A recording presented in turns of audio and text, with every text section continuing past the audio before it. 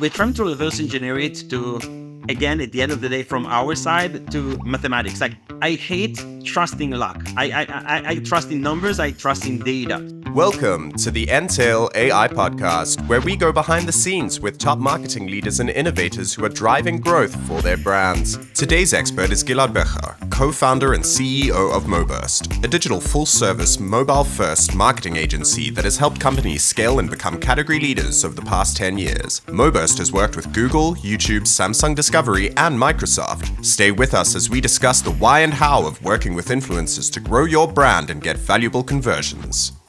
Okay, so we wanted to speak today about paid versus influencer marketing, like different paid channels and so on. I mean, I can say about myself at Entail. I mean, our clients, we see more and more companies, especially e-commerce, but not only e-commerce, move more and more of their budgets towards influencer marketing as opposed to paid. Back in the day, I remember, paid channels used to be like the main channels.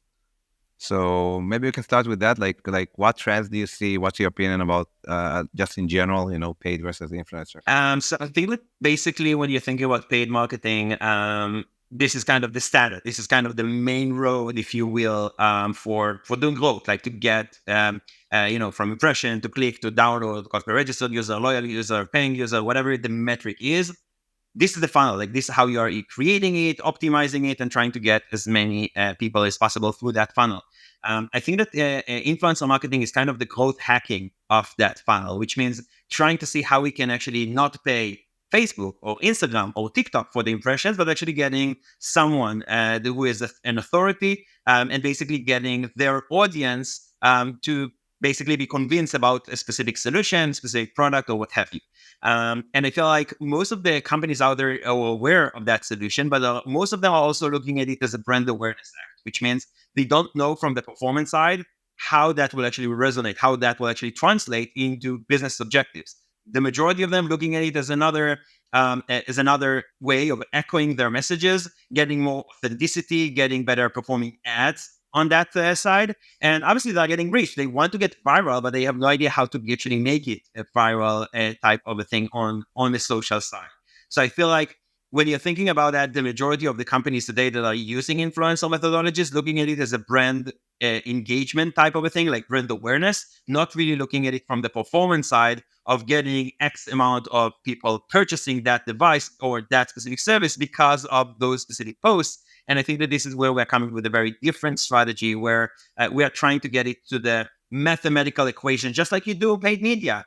When to actually be, what type of posts, what type of keywords to go after, and all of those things that you're doing on the paid side to try to take the same methodologies to the influencer marketing side. And that's what I feel like is kind of missing in this piece in order to scale the hell out of that channel, because you can, like, it's proven already that if you're doing a good job there, you can get 2 times or 3 times lower cost per impression using influencers. That's our experience as well. And that's also what we hear with many of our clients, that they're shifting more and more budgets toward influencers, and they're getting like very good ROI over there.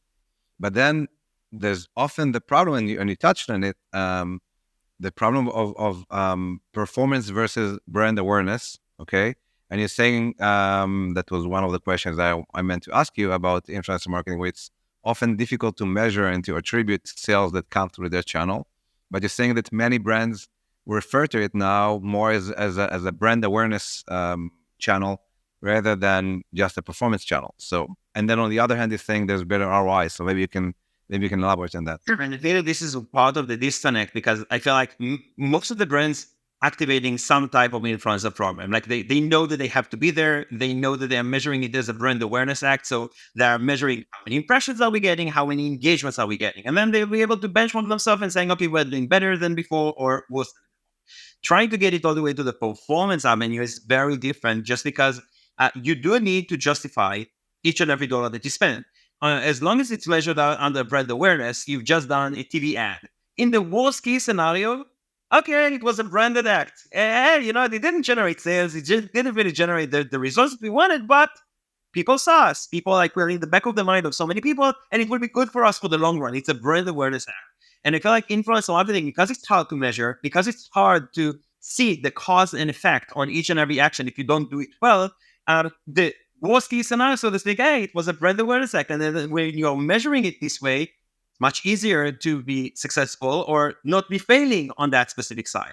And I feel like the challenge that you're mentioning about the tracking and attribution is a very big challenge there. I feel like if you're providing just, for example, a promo code for any influencer, and you're saying, hey, you're getting 20% off if you're purchasing in the next 2 days with this using that promo code, it's very easy to do the attribution part. It's very direct. The problem that you have is that the majority of the times, even if you're saying, hey, link in bio, tap in here, link on bio, like go into my site, Yeah. People don't. People, they just go and they Google your brand. people just Google it. Exactly. They Google it, and then you're seeing a brand uplift on the searches of how many people search for that brand during that day. And do you measure that, by the way? So if you're running like an influencer campaign with one of your clients, do you measure uptake, like an increase in branded searches? That's the only way that we will be able to see the true value. Like sometimes the campaign attribution, 2% or 5% of the users that actually tap on the link in bio, and then you see another 95% increase on branded searches and on other purchases. And say each and every Monday you're selling 300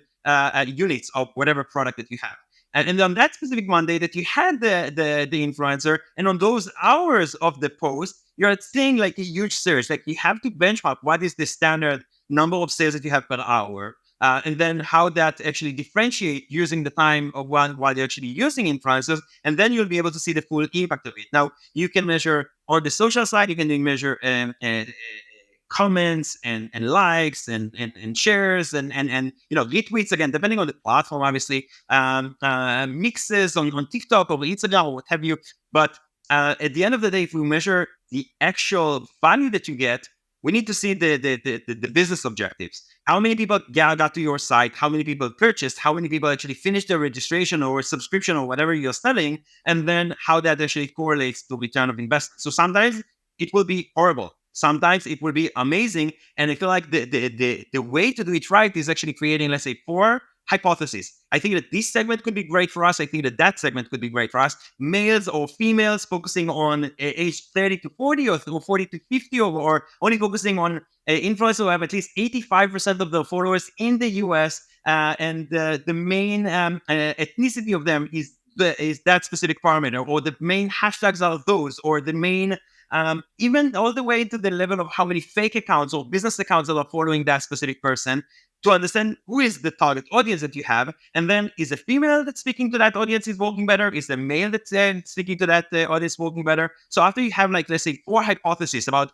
this could be fit to audience 1, 2, 3, or 4, for example, testing 3 influencers for A, 3 influencers for B, and then seeing what is the type of influencers that actually work well for you, and double down on that one and kill the other. That's basically how you analyze like which influencer you want to work with, right? So on one hand, it's difficult to track, difficult to measure. So one question would be, you see an uplift in branded searches, but then if you're running multiple campaigns at the same time, because if you're working with big brands, you may run more than one campaign at the same time. So I guess it's pretty difficult to differentiate between them, like which campaign drive that increase in traffic, right?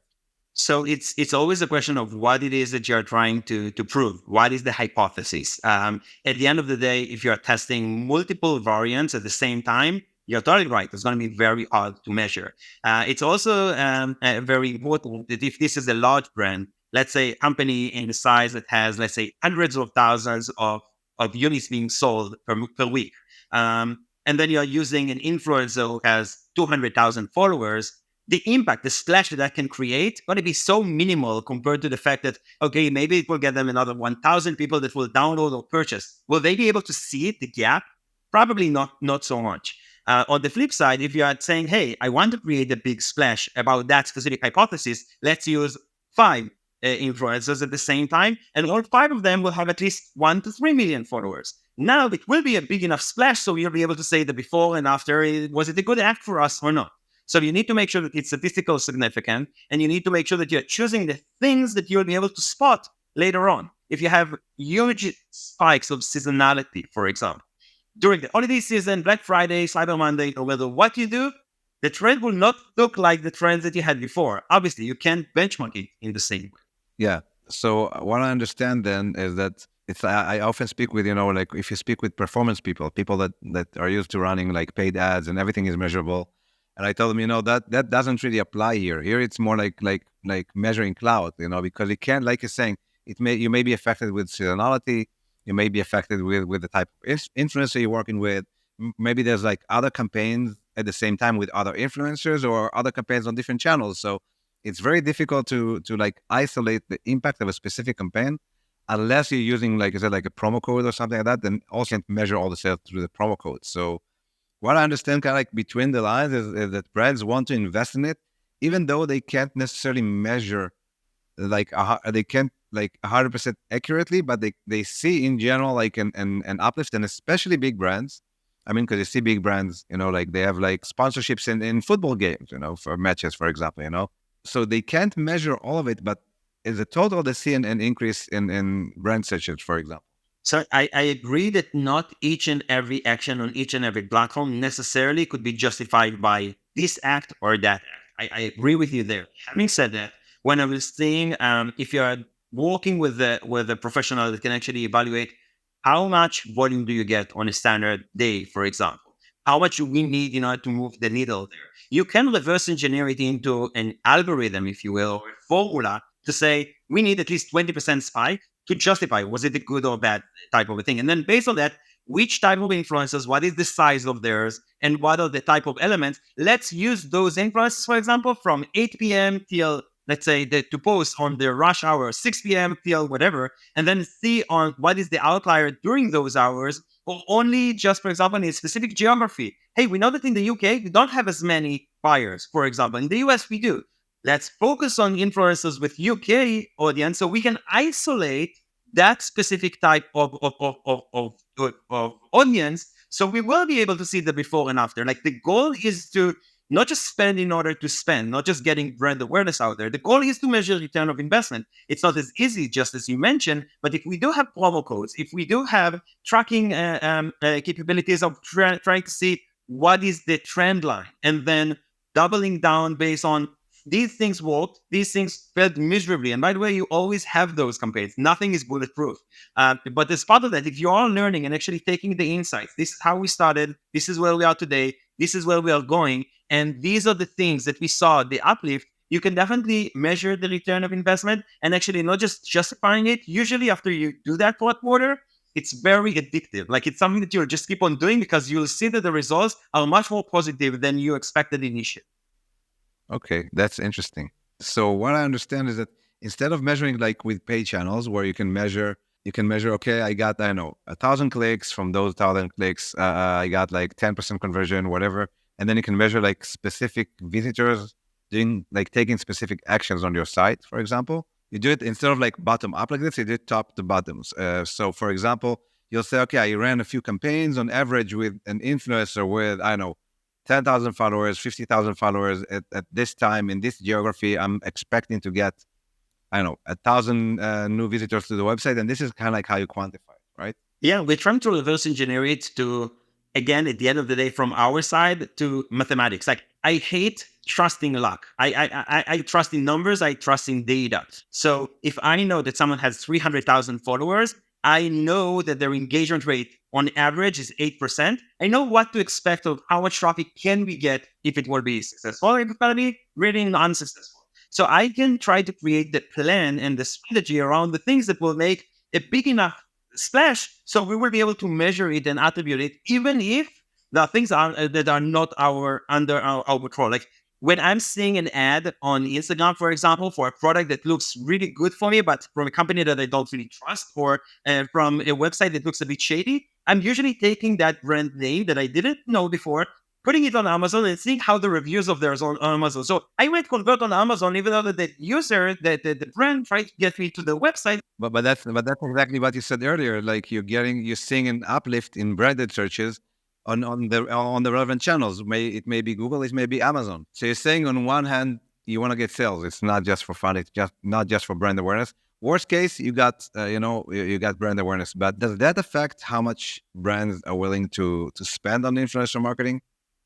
I mean, the ability to measure or not to measure. Absolutely. I think that the majority of the brands usually are hesitant or usually are saying, let's put the test in motion. If it works, not a problem. Budget will not be an issue. If it doesn't work, We don't want to now justify to our management, hey, we just spent $2 million on that experiment on Q1 and it was really badly performing. So they would want to actually see what is the level of appetite. Obviously, it depends on the total size of the budget that they have, all of the other proved methodologies that they had. And a lot of times they even justified by, hey, the worst case scenario, we're getting brand awareness plus ads.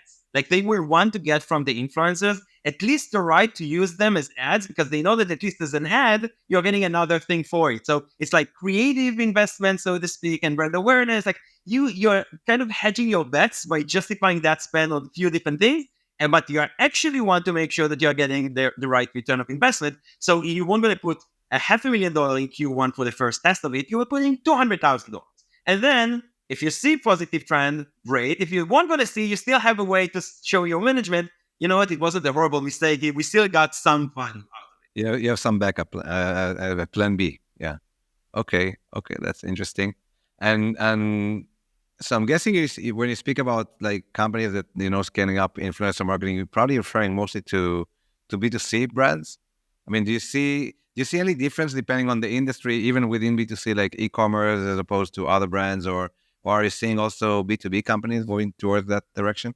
It's a great question. I think that B2C is kind of straightforward. Everyone on the B2C is kind of doing it. On the B2B side, I have to say that the more and more leads that we are getting from our side of companies who are looking to get into that, the amount of B2B companies that are trying to get it right there is insane. I feel like everyone knows that on the B2C side, there is a huge gameplay. There is like a scene that you want to be part of. The B2B side, okay, can we play in this game as well? And as part of that, when you're thinking about the B2B objectives, a lot of times it's much more challenging because you're looking for getting business owners or specific roles in specific organizations. Now, how the hell do I find only CFOs of companies between 50 employees to 500 employees that might want to purchase my product? It's a much harder to find that through influencers. But it's not to say that it's not existing. It just maybe that those CFOs looking for tips and tricks in the finance industry, and they're following gurus that are into the things about how to get your books in order, or how to actually select the best, procurement experts. I think also for B2B companies, what they don't necessarily always take into account is, like one thing, if you're targeting like executive CFOs, whatever, like in like large businesses, it's difficult to get to them. But on the other hand, you have to take into account that when those CFOs are looking for a solution to a pain, to a problem that they have, and they land on your site, they do care about your brand. Like, is it a trustworthy brand? And you can see, I mean, we're into SEO, so we look at always at indicators and thinking, what indicators Google looks at, and those indicators are very similar to what people look at. And if you go onto a website and you see, they have a lot of activity also on YouTube and TikTok, Instagram, Twitter, Facebook, etc. These are very good indicators that this is a successful business, a successful brand that I can trust. They're not going to disappear tomorrow.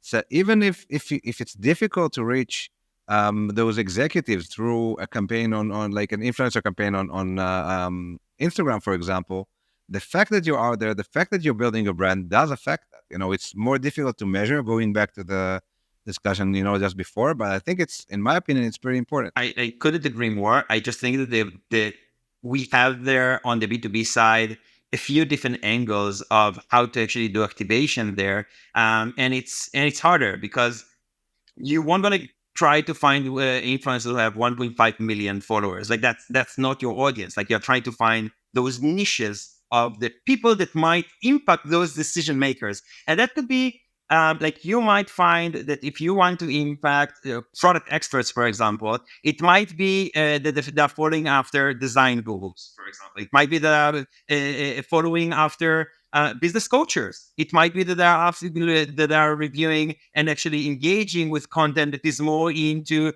other hobbies of theirs, or other things that are related to product or company cultures, or things that they are now facing.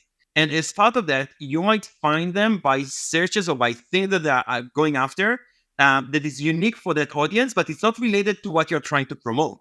So if you need now to find the chief financial officers out there, for example, you're not selling them bank accounts, but they might look for how do I integrate things related to crypto with bank accounts these days? Like something that is like a challenge for all CFOs out there. Are they accepting crypto? They're not accepting crypto. And then they went to actually follow after a few crypto experts. And then through that, I know that the audience is there. Is it making sense for that influencer to also speak about my solution and how to connect them, like how to create a creative annotation to make it like it won't going to look too alien for that expert to speak about my solution in their channel because the audience is there. How do I input them in a way that will still look, authentic? Yeah, which is, by the way, I guess a very important aspect of it about of influencer marketing. It has to look authentic. It has to look, like you would expect it to look like you look like other posts that you see on social media, and not like an ad, not like an agency video or so, right? No doubt. And I think that this is one of the challenges when you're creating content with those creators is that on one end, you want to stay true to the brand guidelines, to the messaging, to the hierarchy, to all of the things that are important for the brand. On the same side, if it will look like they're reading it out of a notebook, no one will believe it. Like it won't going to be them. And then it won't going to work. So why bother?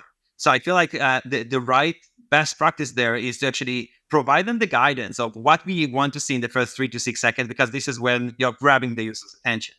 To make sure that the message will be, those specific elements of the message will be presented as part of their solution, so to speak, as part of what they're describing, but it will also be very authentic for them. So they will be able to take it to where they feel comfortable, so they'll share their own story related to your topic and basically making it much more natural by the way that it looks like. So a lot of times it won't going to be fully true to your brand, how your brand is communicating. And it's okay because not your brand is communicating. It's someone who's being trusted to speak about your brand, but it's not your brand. And that's something that a lot of marketeers need to be okay with in order for you to be successful at.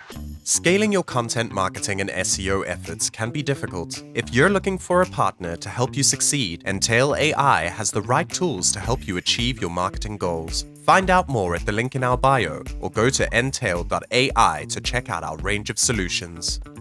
I think that also has to do with, we see quite a lot of this challenge when brands are trying to create their own content, and they go to platforms like Bilo, for example, where you can find creators. And there's really like a lot of, there's a huge lack of authenticity there, because even if you're looking for, like a makeup artist, which almost any woman can maybe come across as a makeup artist if she's a good actor, okay? But if she's not a real professional, it won't be authentic. It won't be really like plausible. It won't be believable, right? So I think that's a big challenge for most brands trying to create their own content like this, right? Totally true. And I have to say that for us, we have two different activities. We have UGC and we have influencers. It's two totally separate things. And it's something that most of our clients don't even understand initially. Why are we doing that distinction? So when I'm going after a creator, for example, I don't care how many followers they have. They might be amazing actors, for example, knowing all of the effects and camera effects and things on TikTok and Instagram, knowing the platforms extremely well, has only 200 or 300 followers. And that's okay for them to create an ad. And I'm telling them what to do, how to do that, what to speak about. And they're just like paid actors, just doing that on the mobile phone and basically providing you that. So it looks authentic. And that's what they're kind of doing for a living, but they're not influencers. So they will do whatever you want. If you want them to stand on a chair and throw things in the air, they will do that for you because they don't care. It won't be posted on your own account. It will be posted for you. You'll use it in your brand, whatever you do want to do with that. When you're working with influencers, they have their own guidelines. They need to protect their own brand. They need to make sure that they are authentic for their followers. They want to make sure that it's going to be true for them to be working with you. So now instead of two brands, so to speak, engaging one another, so it's more complicated. And also they know that they don't want to ruin everything that they build with the hundreds of thousands of followers. So they won't want to trust or say, hey, you have to invest in this casino platform because I got $5,000 in return there, because they know that it will look really bad in front of their customers. So the usage of UGC creators, where you don't care about how many followers they have and you just want to get that creative piece, compared to when you're working with influencer, is a very different type of guidelines. And even the rights to use the content later on with influencers, usually it's limited to 6 months, 12 months. Beyond that, you need to start paying royalties. For UGC actors, it's just like, I'm filming that for you. This is yours. Like it was something that was done for you. It's not something that I'm posting on my own social. So it's different. Okay, interesting. And just circling back for a sec to the topic of B2B. So you're saying, I mean, for B2C, it makes a lot of sense. Usually you're targeting like a mass market and you want to get brand awareness, you want to reach your audience. So you're looking for like big numbers. With B2B, it's often very specific. Like you mentioned CFOs, for example, or like product managers and so on. And there you're probably not looking for big numbers. You're looking for more specific, like people that are, or influencers that speak to a specific audience, right? Like to that have followers that really represent your target audience. So it can be, you're not looking for to get like a million views. Like even with a couple hundreds, it can already move the needle, right? I feel like on the B2C side, usually you want the conversion to cost you dollars or tens of dollars at max to get someone to take action. On the B2B side, that lead, that C-level executive that you just managed to hunt on social based on a lot of different actions that you've done, and that was part of those actions. If you manage to get two of them to actually go to your website, the value of that company that just reached out to you could be thousands or tens of thousands of dollars. So it's okay for you to say, I'm using a very specific needle. Like I'm going after that specific audience. They only have 5,000 followers, but all of those 5,000 followers are people that are interested on how to do better, I don't know, building mid management, like a culture that is focusing on mid management for companies. Whoever is following them probably is executive in companies that have those type of challenges, because otherwise you won't really care about the content. So I saying, even if I'm only impacting those 5,000 and only 10% of them will see my post, the impact of showing 500 people relevant from my niche, that who is I'm targeting, to show them my solution can definitely be worthy, because if two of them will come to my site, one of them will convert, I just got 30x ROI over the course of the next year.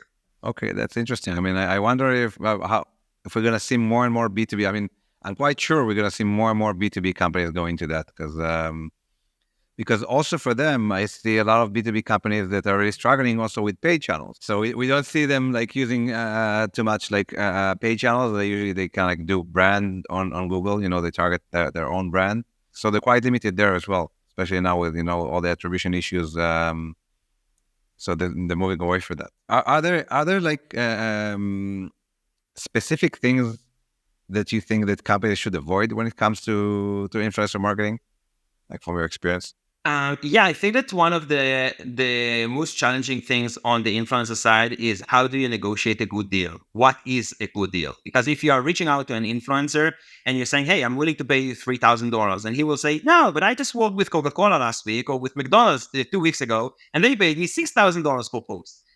Because I have 400,000 followers, I'm growing this rate, I have those type of engagements, and this is what I worth. And how do you start that negotiation from a place of power where you can actually negotiate a better deal? Should you actually be focusing on getting 3 posts out of that specific influencer? So if you're working with them and paying that high of a premium, you're getting multiple posts, multiple times to engage with their customer, with their audience. Or should you actually say, well, I'm only willing to pay 2,000, and then it's ended there? Like, he's basically willing to go down on the price and actually work with you or not? And I feel like the way to try to solve that issue is mainly to taking it back to mathematical equation type of a thing, which means if you're looking into the audience and you know that you have 300,000 followers, that's perfect, amazing. But from them, only 200,000 are males and females from 30 and till 50. And that's the audience that I'm really looking for. And from those, only 60% are based in the US. The others are the rest of the world. So for us, the fact that you have 300 or 400,000 followers, it's great. But for the value for the brand, you have 160,000 that are relevant for the campaign, which is why we're willing to pay, or for each and every 100,000, we will be willing to pay $1,200 or whatever the sum is.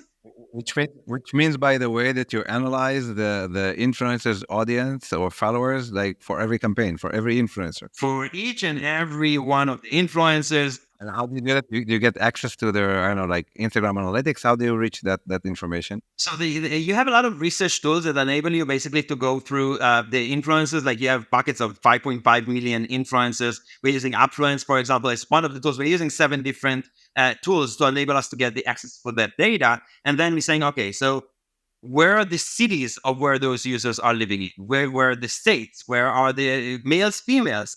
All of the different buckets of things that we can see about that audience. And how many of them are fake accounts? These are tools that kind of like scrape their profiles and get the information about. Exactly. Okay, interesting. So kind of like analytics to like SEMrush for SEO, but for social media. Exactly. And then you're compiling all of that together and you're seeing this type of a dashboard about each and every one of those. Again, we are creating it from 7 different tools. So we'll have the data 360 about that influencer. And then when we are coming to them, we're saying, instead of paying 3,000 or 4,000, whatever it is that you're asking for us, we're showing you the breakdown. Now, when we're showing you the breakdown based on like a calculator type of a thing, it's very hard to negotiate with that because we are justifying.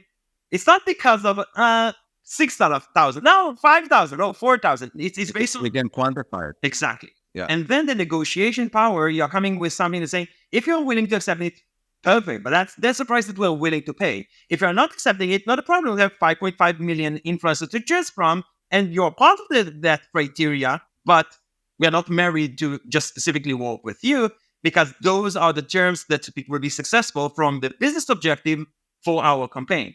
And that's something that is very hard for them to fight back, so to speak, because it's really based on data rather than, guesswork or negotiation skill of that manager compared to the influencer, or if the influencer has someone to represent them or not. All of that is kind of being, put aside. And now we have mathematics in front of you, justifying it, take it or leave it.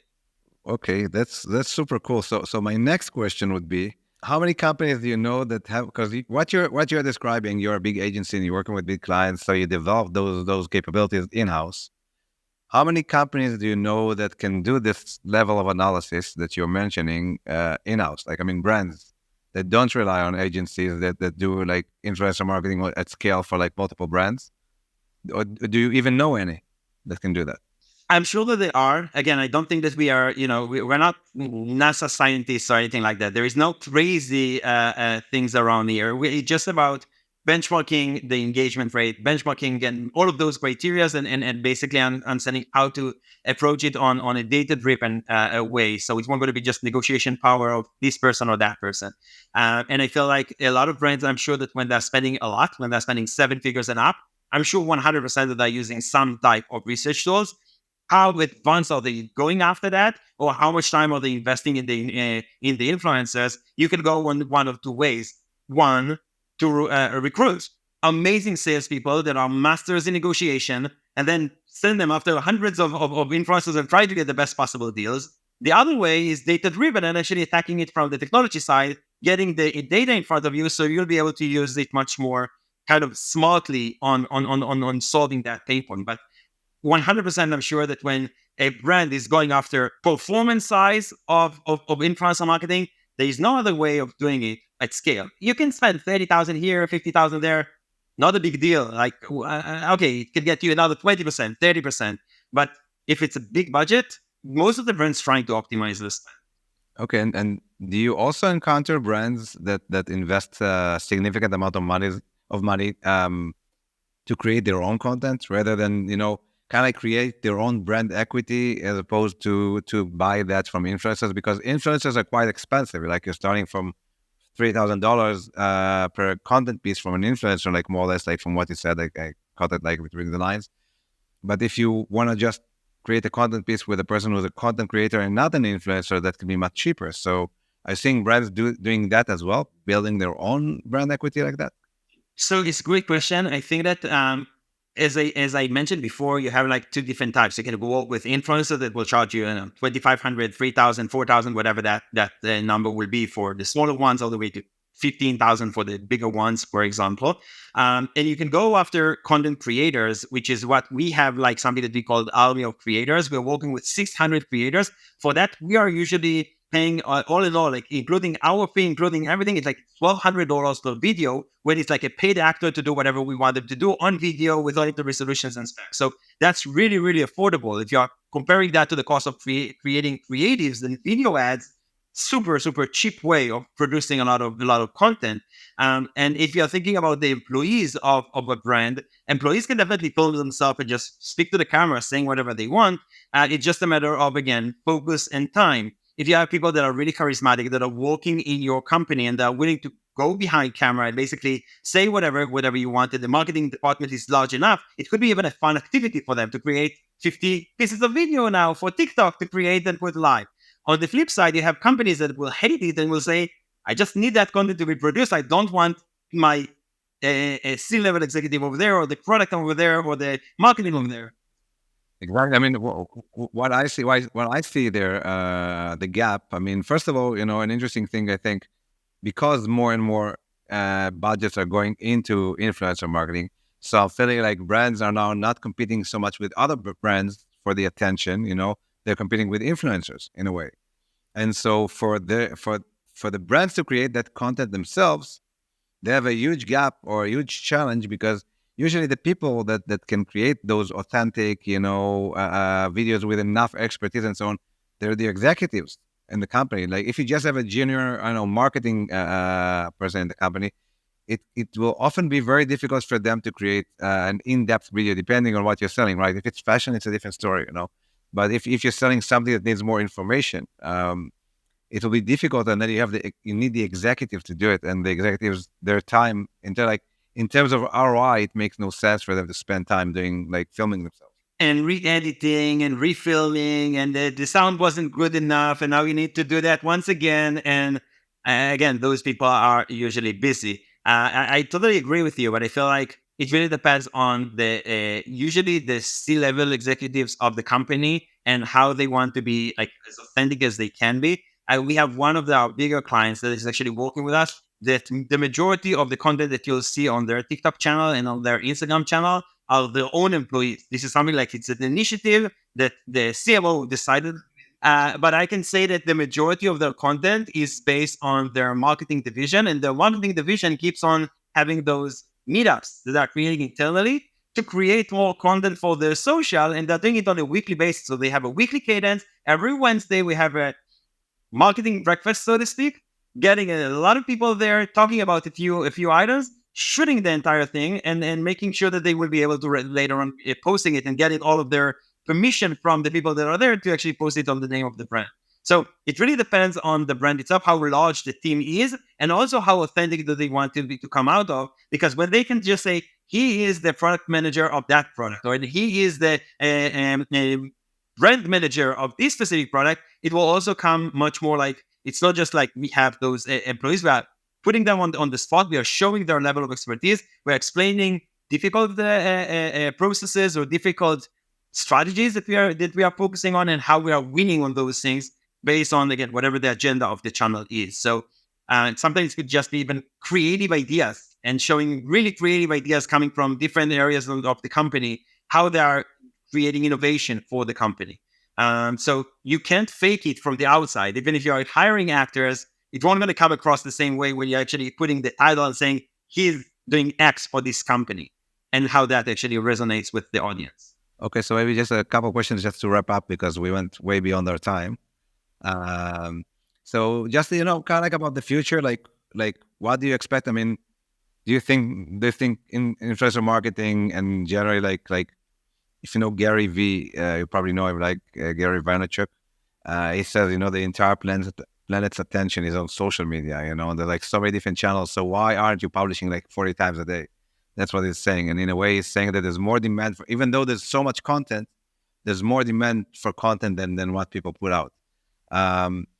So do you see this like really keeping on expanding this channel of influencer marketing and social media content? I can see us going back. I feel like the more that you are on your phone, the more content that you scroll, the more things that you're seeing in front of you, more things that are popping out from brands and non-brands that are trying to impact you to take action, or impact you on the way that you think, or even just entertain you because they want your follower to like or what have you, because that's the way that they're monetizing later on. So I think that it will just go and expand. I don't think that it can go anywhere else. I do think that you need to have, as a brand, your guidance and all of the what we call brand guidelines need to be revised. I feel like the concept of brand guidelines, when you're showing this is the font, this is the color, these are the things, these are the headers. Yeah, that's irrelevant now. Huh? I'm not saying that it's irrelevant. It's very relevant for specific areas of the business, how the website might look like and things of that nature. But At the end of the day, if you want to get engagement on social, you need to step out of your comfort zone. And stepping out of the comfort zone, a lot of times being in front of clients,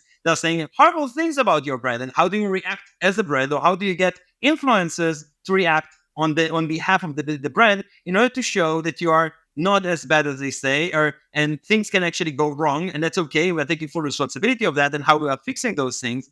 But I feel like the human element and showing the human in front of you and basically talking to you unfiltered without all of the cool effects and 3D modeling, and just be true and stick to the camera and explain what you do and how you do it better and how you're more innovative and what the way that you're practicing. I feel like that is the right way to do for the majority of the brands out there.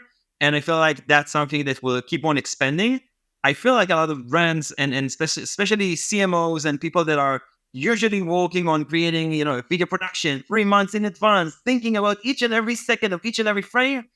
These are the type of things that will start changing, because it won't going to make sense for you. I think I must ask you about this specifically. So, because when I said this is irrelevant, I mean exactly what you're mentioning now. That if you're a person that used to like invest, I don't know, $30,000, $50,000 in a video to get that perfect video, how can you compete with influencers that can just film themselves in their car while they're going to work, like cost them no money? Maybe they can edit it on CapCut 5 minutes, and they shoot it and it's online.